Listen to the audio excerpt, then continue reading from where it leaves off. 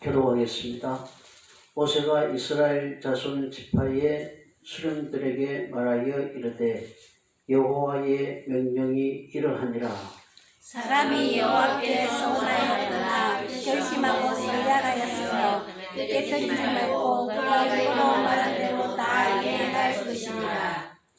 또 여자가 만일 어려서 그 아버지 집에 있을 때에 여호와께 서원한 일이나 스스로 결심하려고 한 일이 있다고 하자. 그의 아버지가 그의 서원이나 그가 결심한 서약을 듣고도 그에게 아무 말이 없으며 그의 모든 서원을 행할 것이요 그가 결심한 서약을 지킬 것이라. 그러나 그의 아버지가 그것을 듣는 날에 허락하지 아니하면 그의 서원과 결심한 서약을 이루지 못할 것이니 그의 아버지가 허락하지 아니하였은즉 여호와께서 사하시리라.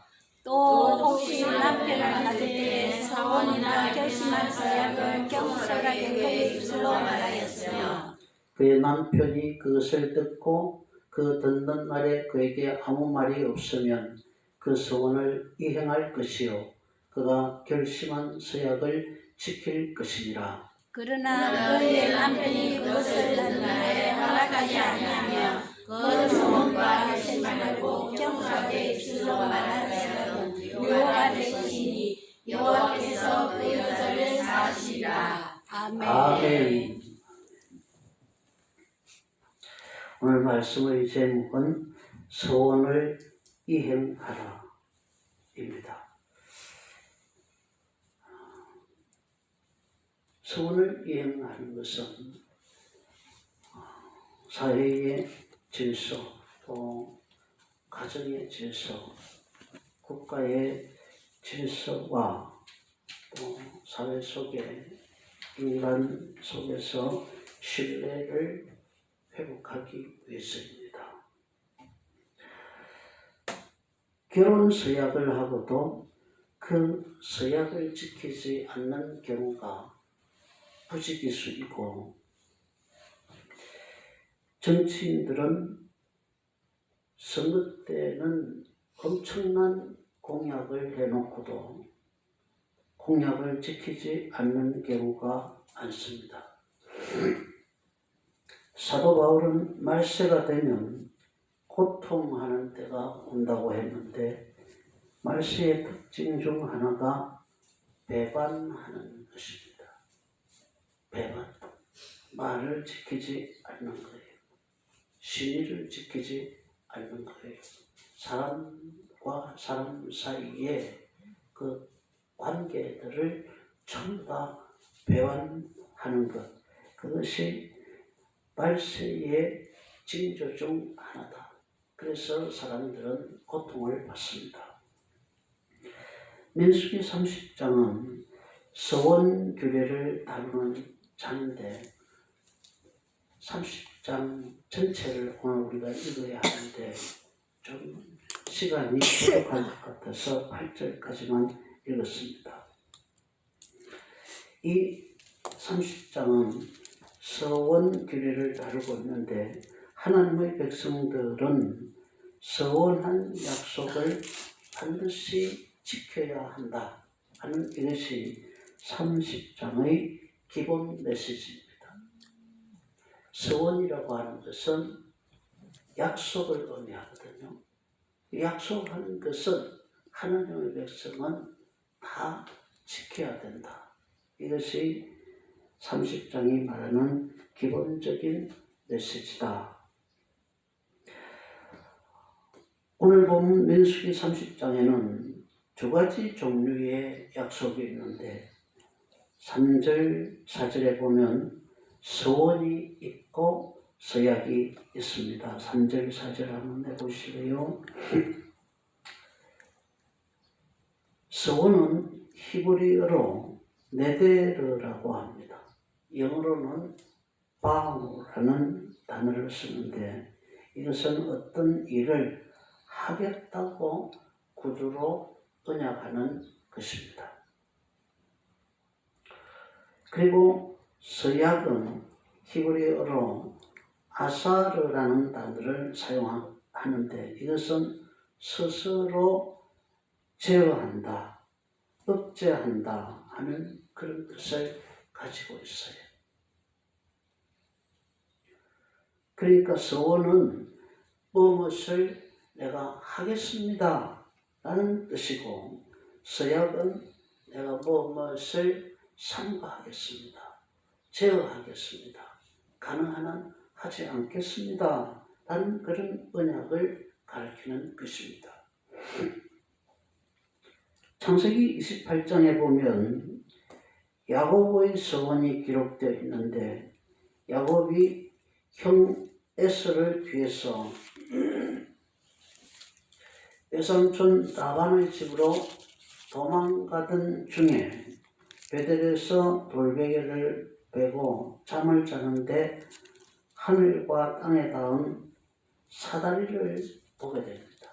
그리고 그 사다리 위로 천사가 오르락내리락 하는 것을 보고는 바로 이곳이 하나님의 집이로구나. 내가 어디에 있든지 내가 있는 이곳이 바로 하나님의 집이로구나 하고는 잠에서 깨어나 거기에 돌을 세우고 하나님께 서원을 합니다. 서원 내용은 하나님께서 나를 평안히 내 아비 집으로 다시 돌아오게 해 주시면 세 가지를 하겠다는 것이었는데, 그 첫 번째가 하나님은 나의 하나님이 될 것이요, 하나님이 나를 다시 내 아버지 집으로 평안히 돌아오게 해 주시면 하나님은 내 하나님이 될 것이요, 두 번째는 내가 돌을 세운 이곳이 하나님의 집이 될 것이고, 세 번째 하나님께 11조를 드리겠다는 내용이었습니다. 하나님은 이렇게 자기에게 서원한 그 야곱을 외삼촌 라반의 집에서 아주 거부로 만들어서 평안히 돌아오게 해 주셨지만, 야곱은 그 서원을 지키지 않았습니다. 그래서 그런 그 서원을 지키기까지 굉장히 많은 고통을 겪었습니다. 사사기 11장에는 잘못된 서원의 실례가 기록되어 있는데, 바로 입다의 서원입니다. 암몬 족속이 이스라엘을 쳐들어왔을 때에 이스라엘 장로들은 입다를 찾아가서 당신이 이스라엘을 구원할 지도자가 되어 주십시오 라고 입다에게 부탁합니다. 입다는 기생의 아들이었어요. 기생의 아들이다 보니까 주변에 있는 사람들에게 인정을 받지 못했죠. 천대만 받았겠죠. 그래서 하고 다니는 일이 주먹질을 하고 다녔습니다. 건달 패가 되었다는 거예요. 그런데 이스라엘의 암몬 족속이 쳐들어오니까 누가 막아낼 사람이 없는 겁니다. 조직을 가지고 있는 입다가 그래도 가장 힘이 센 사람이었어요. 그래서 이스라엘 장로들이 입다를 찾아가서, 건달 입다를 찾아가서 너가 우리의 지도자가 되어달라 그렇게 부탁을 합니다. 그래서 이스라엘의 총사령관이 된 입다는 전쟁에 나가면서 하나님 앞에 이런 소원을 합니다. 하나님이 나를 승리케 하여 주시면 돌아오는 길에 내 집 앞에서 나를 가장 먼저 영접하는 자를 하나님께 번제로 바치겠나이다.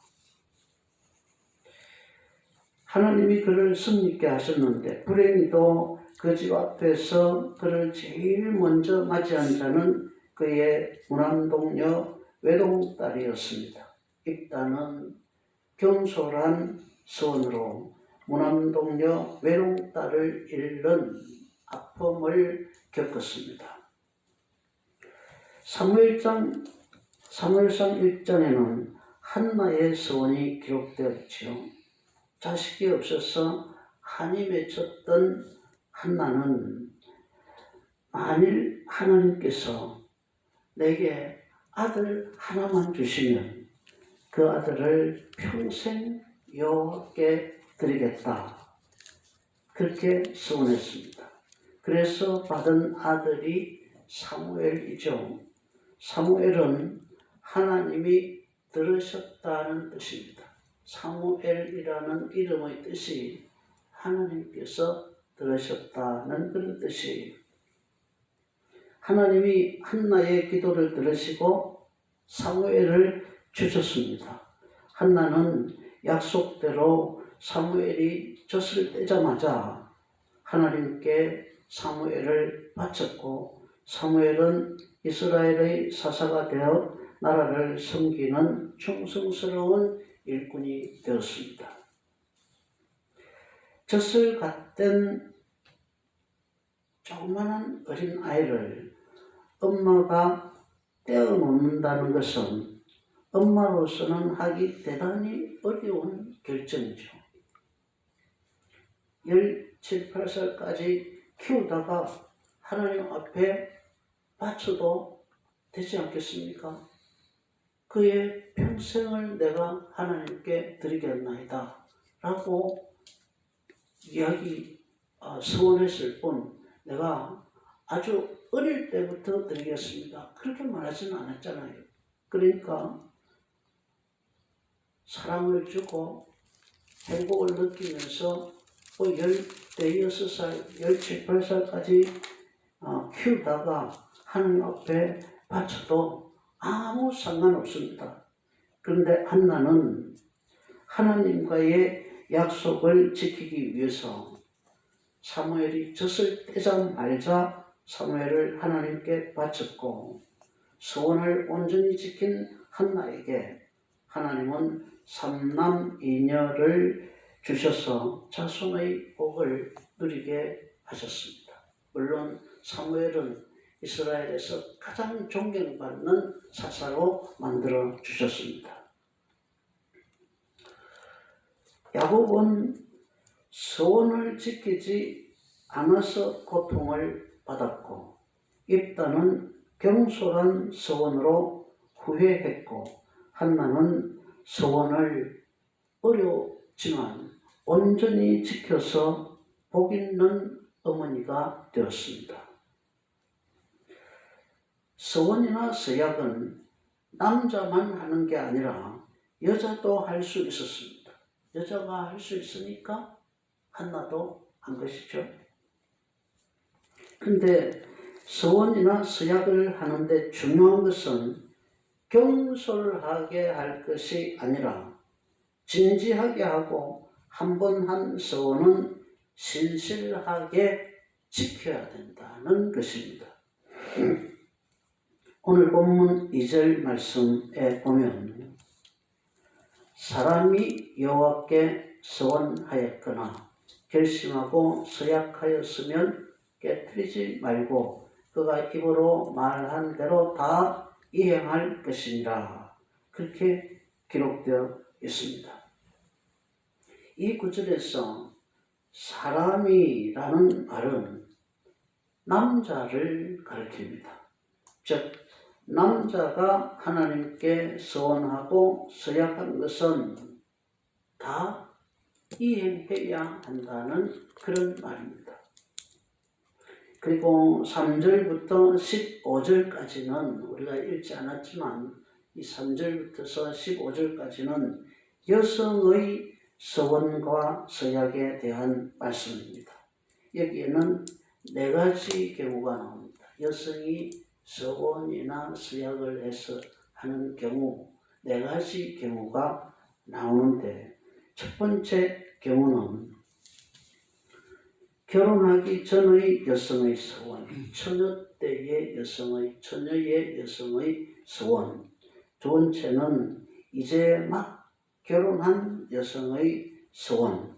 세 번째는 살해하거나 이용당한 여성의 서원. 그러니까 남편이 없는 혼자 사는 여성의 서원, 네 번째는 결혼 생활 중에 있는 여성의 서원입니다. 이 네 가지 경우에 있어서 여성의 서원이나 서약을 관통하는 중요한 원칙이 있습니다. 그 중요한 원칙은 여성의 서원이나 서약이 그 효력을 발생하기 위해서는 결혼하기 전에는 아버지, 결혼한 후에는 남편의 동의가 있어야 된다는 것입니다. 고대 이스라엘 사회는 남성 중심의 사회였기 때문에 여성들은 경제적으로 남성들에게 종속되어 있었습니다. 그런 상황 속에서 여성의 자발적인 서원이나 서약이 이행되기 위해서는 경제적 주도권을 가지고 있었던 집안의 아버지나 남편이 동의해주지 않으면 경제력이 없는 여성은 하나님 앞에 서원을 하고서도 감사해서, 그리고 하나님 앞에 소원이 있어서, 그래서 하나님 앞에 서원을 하고도 이행할 수가 없는 것입니다. 그러면 결과적으로 여성이 한 서원이나 서약을 이행하지 못한 그 책임과 벌은 여성이 혼자 감당해야 되는데, 여성이 경제권만 없다 뿐이지 집안 경제를 세우는데 여성이 전혀 일하지 않았습니까? 여성의 공로가 없습니까? 농사일, 가사노동, 육아 등 온갖 잡다한 일들을 고대의 여성들은 남자들보다 더 많이 했어요. 도맡아 했습니다. 남자가 경제권을 행사하는데 여자가 기여한 부분이 굉장히 많습니다. 그래서 여자의 서원 불이행에 대해서 여자 혼자 책임을 져야 하는 이런 폐단을 예방하는 차원에서 당시 경제적 약자였던 여성의 자유로운 서원과 서약을 존중하고 보호하고자 아버지나 남편의 동의를 얻어야만 그 효력이 발생하게 한 것입니다. 아버지나 남편이 딸과 그리고 아내의 그 서원의 대리인이 되게 하셨다는 것입니다. 이것은 여성의 독립성을 인정하지 않고 차별하는 것이라기보다는 당시 사회 구조에서 경제적인 약자였던 여성을 존중하고 보호하고 여성의 서원과 서약에 가족 공동체 전체가 함께 책임을 지도록 한 하나님의 배려였다고 볼 수 있습니다. 또한 딸이나 아내가 하나님께 한 서원을 아버지나 남편이라고 해서 함부로 제약하지 못하게 했습니다.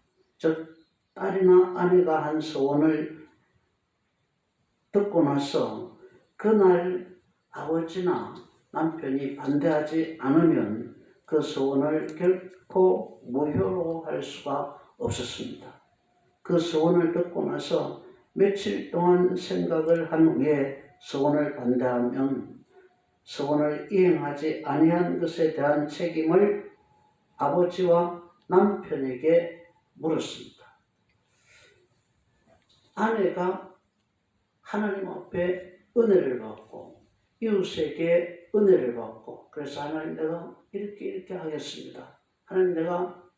하나님이 너무 거룩하신 분이시기 때문에 하나님 앞에 헌신하기 위해서 하나님 내가 몇 달 동안 혹은 몇 년 동안 이러한 것은 내가 제어하겠습니다.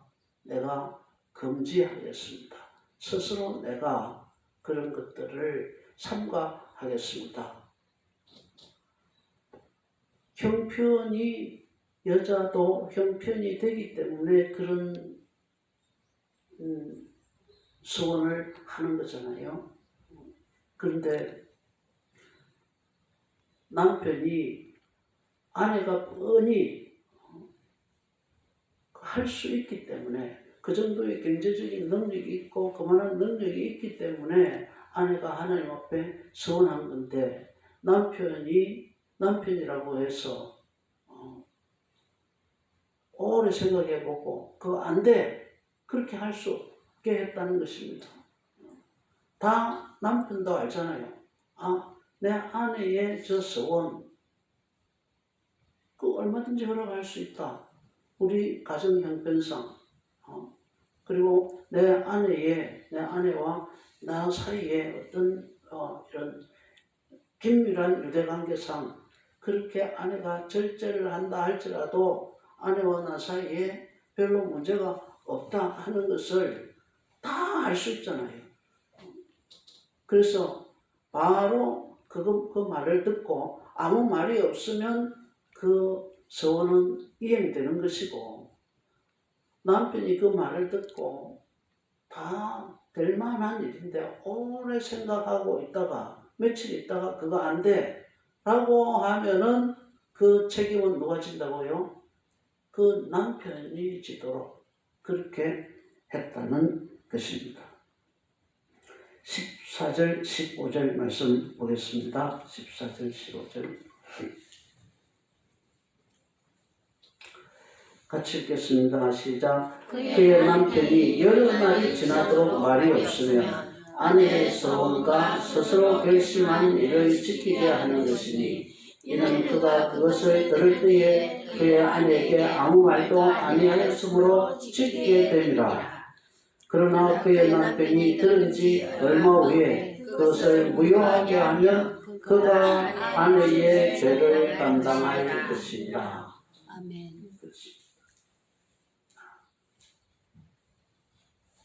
아내나 딸이 가정의 아무리 경제권이 없다 할지라도 자기 집안의 형편을 어느 정도는 알고 있습니다. 그래서 아내나 딸이 내가 이렇게 하나님 앞에 헌신하기로 했습니다. 이만큼 하나님 앞에 드리기로 했습니다. 그렇게 헌신한 것을 남편에게 이야기했는데 남편이 듣고 아무 말이 없으면 가정 형편이 그만큼 된다는 것을 남편도 아내와 같이 공유하고 있는 거잖아요. 같이 느끼고 있는 거잖아요. 그래서 아무 말이 없으면 그 서원은 그대로 그냥 가는 것이고 가만히 듣고 있다가 안 돼 라고 하면은 그 책임을 다 남편에게 돌렸다. 아내의 죄를 담당할 것이니라 라고 말하고 있습니다. 아버지나 남편이 딸이나 아내의 서원을 듣고 며칠이 지나서 서원을 무효로 하면 그 벌은 모두 아버지나 남편이 지게 함으로써 여성의 자유로운 서원을 존중하고 보장했던 것입니다. 이렇게 여자의 서원에 대해서 경제력을 가진 아버지가 책임을 지게 함으로써 남자라고 해서 함부로 여자의 서원을 가로막지 못하도록 규정하고 있는 것입니다. 그러면 이러한 규례가 이스라엘 백성들과 오늘날을 살아가는 우리에게는 어떤 의미가 있겠습니까? 민수기 30장에는 세 가지의 영적인 의미가 있습니다.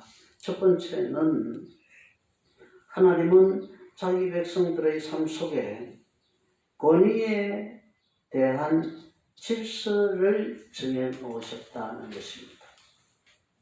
이스라엘 백성들의 삶 속에 권위에 대한 질서를 정해 놓으셨어요.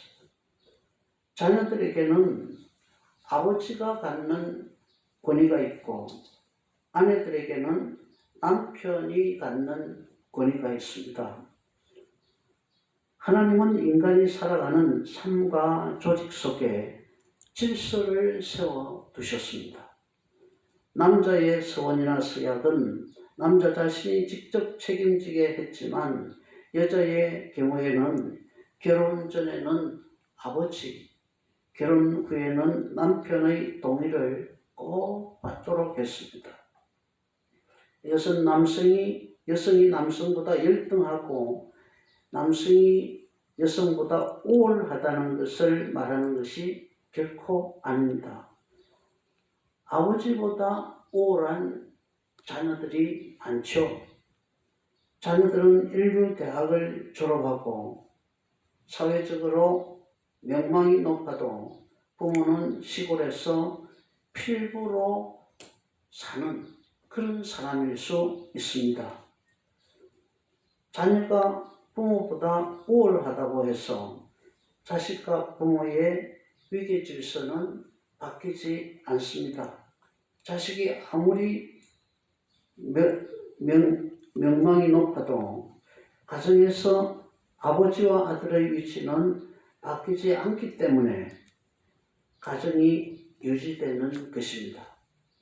가정에서 부모 자식 간에 이런 질서가 유지되지 않는다면 세상은 폭망하는 것입니다.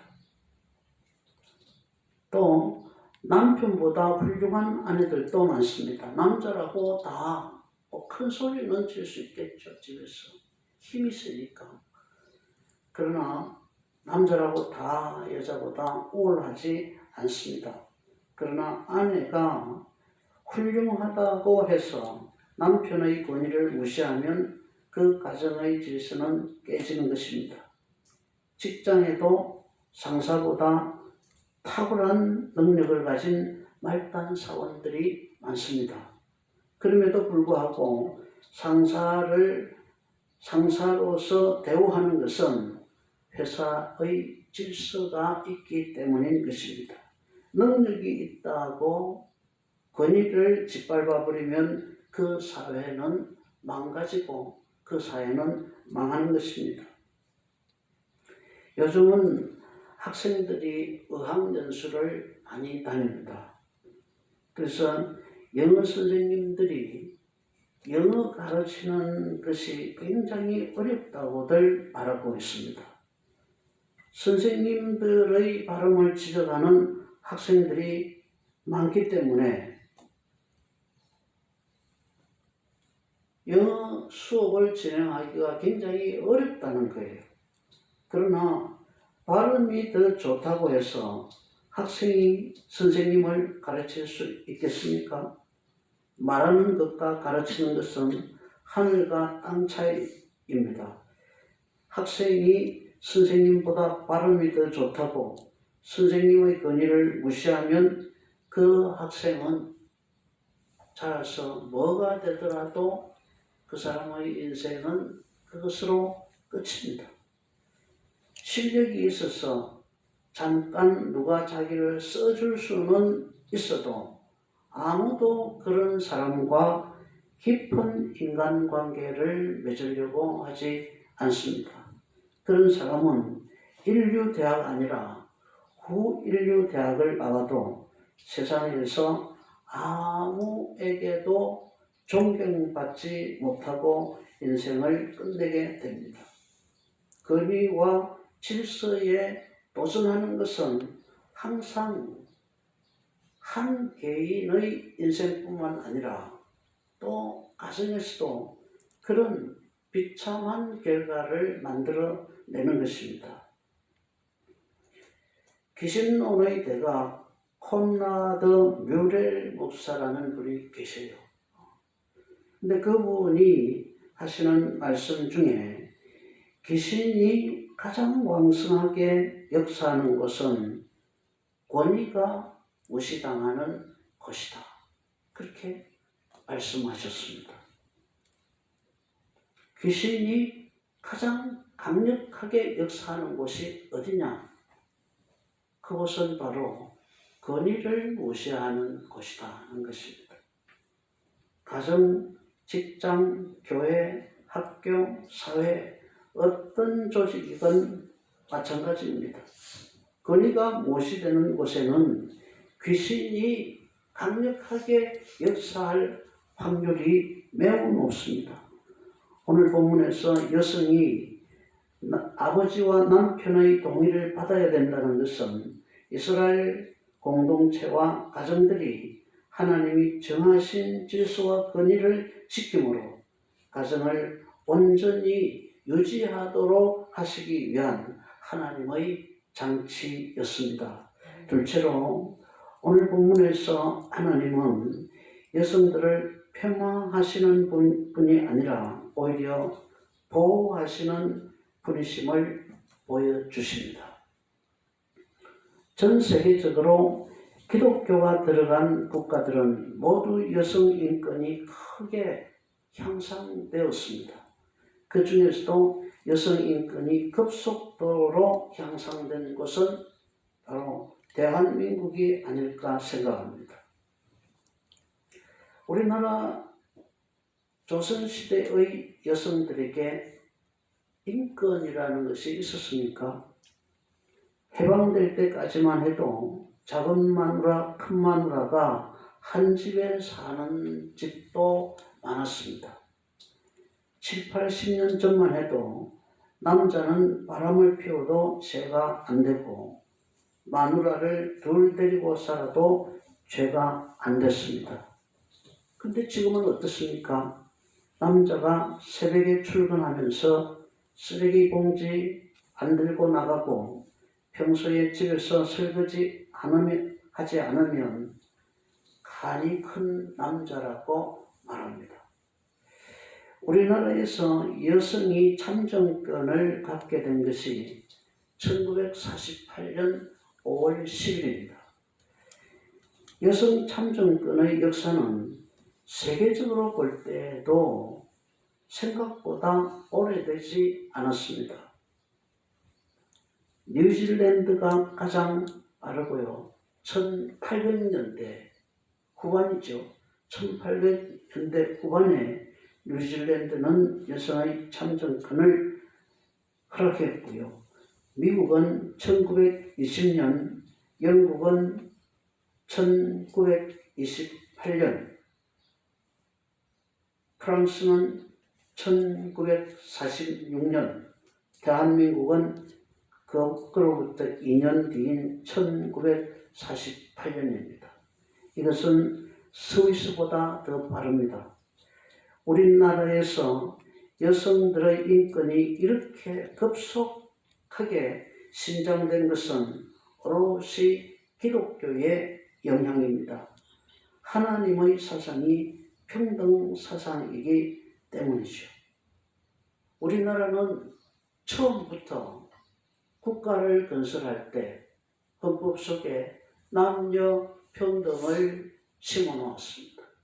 그래서 50선거를 할 때에 남자에게도 참정권을 주었고 여자에게도 참정권을 주었습니다. 민수기 30장에서 여성의 서원이 주는 메시지는 하나님이 남성과 여성을 똑같이 존중하신다는 사실을 우리에게 가르치고 있습니다. 세 번째로 하나님의 백성들은 자기가 한 말에 대해 책임을 져야 한다는 것입니다. 2절 말씀입니다. 2절 말씀.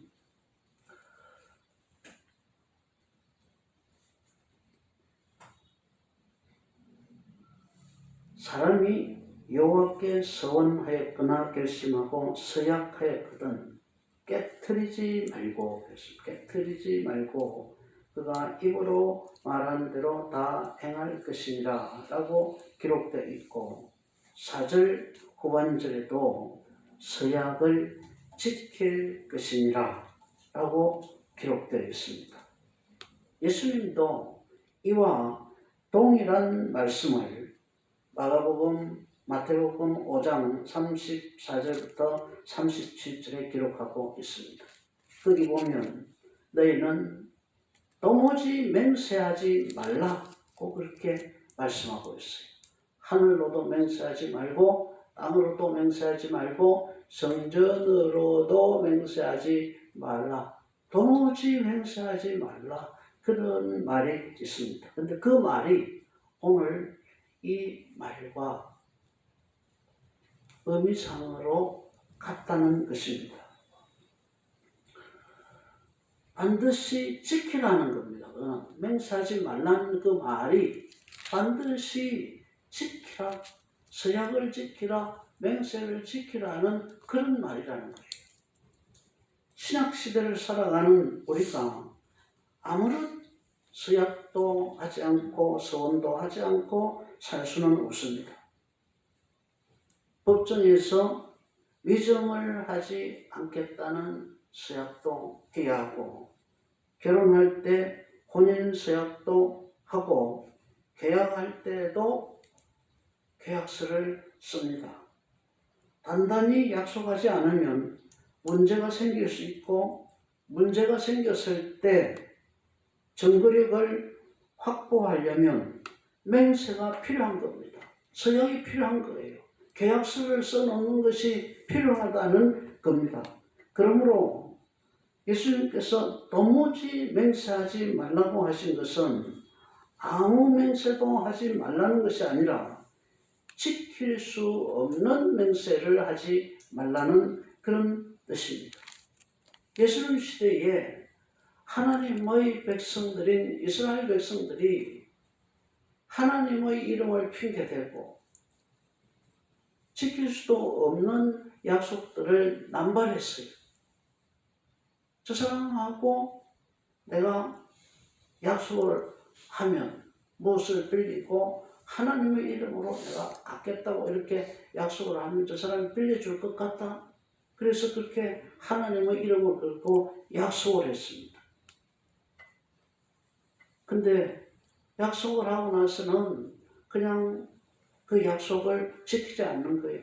그런 일들이 예수님 시대에 너무너무 비일비재했습니다. 그래서 하나님의 백성들이 하나님의 그 신실하심을 따라서 신실하게 약속을 지키는 것이 아니라 거짓말쟁이가 되고 하나님의 영광을 가리는 그런 백성들, 그런 나라가 되고 말았어요. 그래서 예수님께서 하신 말씀이 너희들 그런 약속을 하려거든, 그런 맹세를 하려거든 도무지 맹세하지 마라. 하늘로도 맹세하지 말고 아버지 이름으로도 맹세하지 말고 성전으로도 맹세하지 말고 도무지 맹세하지 말라. 이건 도무지 맹세하지 말라는 말이 아니고 지킬 수 있는 맹세만 하라 하는 그런 뜻입니다. 그렇게 맹세를 하고 공수폰 날리는 그런 헛맹세를 하지 말라 하는 그런 뜻이지 전혀 맹세를 하지 말라는 그런 뜻은 아니라는 겁니다. 오늘날 우리가 어떻게 맹세 안 하고 살 수 있습니까? 어떻게 맹세 안 하고 돈 빌려줄 수 있습니까? 계약서 안 쓰고 어떻게 그냥 척척 빌려주고 그렇게 할 수 있습니까? 가나안 땅에 들어갈 이스라엘 백성들에게 아직 이스라엘 백성들은 가나안 땅에 들어가지 않았습니다. 모압 편지에 있습니다. 그렇죠? 이 모압 편지에 있는 백성들, 앞으로 가나안 땅에 들어갈 그 하나님의 백성들에게 모세가 서원과 서약을 지키라. 여성의 서원과 서약에 대해서는 아버지와 남편의 동의를 얻으라. 남편과 아버지가 그 딸과 그 아내의 보증인이 되어서 그 가족의 약속이 헛되지 않도록 하라 하는 그런 이야기를 하시죠. 그리고 약속을 했으면 가족 구성은 이 공동체적으로 그 책임을 지라 이렇게 말씀하신 것은 가나안 땅에 들어가서 이스라엘 백성들이 그렇게 삶으로 가나안 사람들 앞에서 하나님의 백성들이 얼마나 멋있는가를 보여주고 하나님의 백성들이 얼마나 신실한가를 보여주고 그 땅에서 멋진 하나님의 나라를 건설하라 하는 그런 뜻인 것입니다. 오늘날 우리 사회는 온갖 형태의 헌명세와 권위에 대한 도전과 무질서 그리고 남녀평등을 너무 지나치게 강조한 나머지 평등의 역전 현상까지 일어나고 있습니다.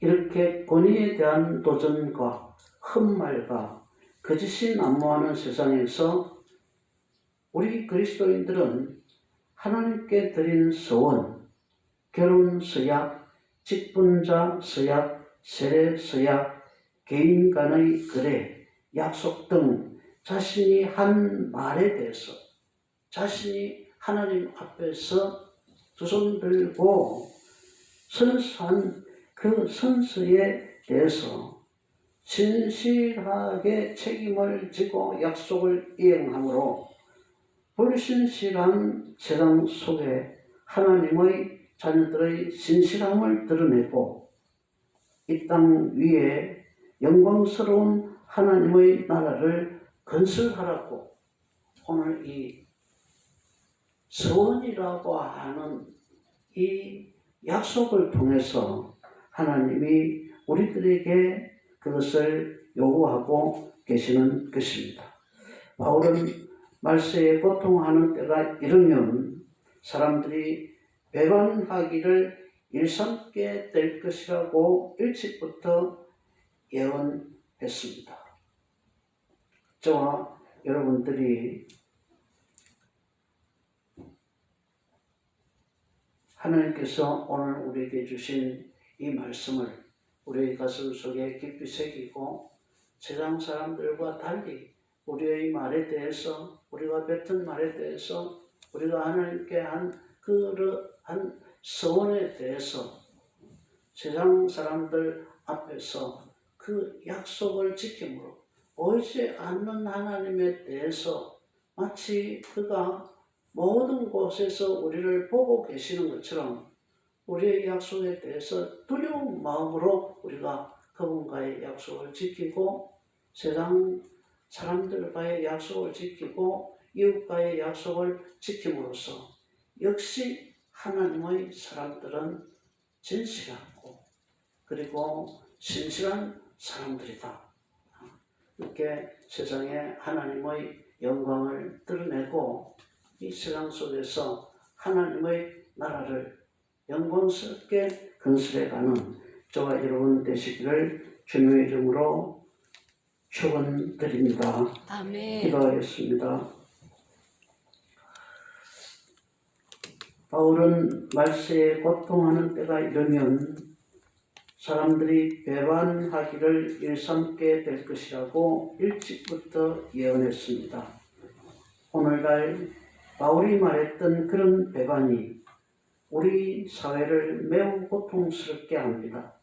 하나님께 드린 맹세도 배반하고 이웃과의 약속도 자기에게 손해가 되면 양심에 아무런 가책도 받지 않고 여지없이 깨트려버리는 신뢰할 수 없는 사회가 되어가고 있습니다. 오늘 민수기 30장에서 주님은 우리에게 가정의 권위와 질서, 남녀 평등의 문제, 그리고 약속의 중요성에 대해서 말씀하십니다. 하나님, 우리 사회가 하나님이 세운 질서를 지키며 약한 여성을 존중하고 보호하며 약속에 대해서는 가족이 함께 책임을 짐으로 질서가 지켜지고 약자는 보호받고 약속이 반드시 지켜지는 신뢰할 만한 가정, 사회, 국가를 만들어가게 하옵소서. 하나님이 우리에게 신실하게 약속을 지켜왔듯이 우리도 우리 입에서 뱉은 말에 대해서 끝까지 책임을 짐으로써 거짓으로 가득한 세상 속에서 하나님 자녀들의 신실함을 드러내게 하시고 이 땅 위에 영광스러운 하나님의 나라를 건설하는 저희 모두가 되게 해 주시옵소서. 예수님의 이름으로 기도하옵나이다. 아멘. 찬송가 393장입니다.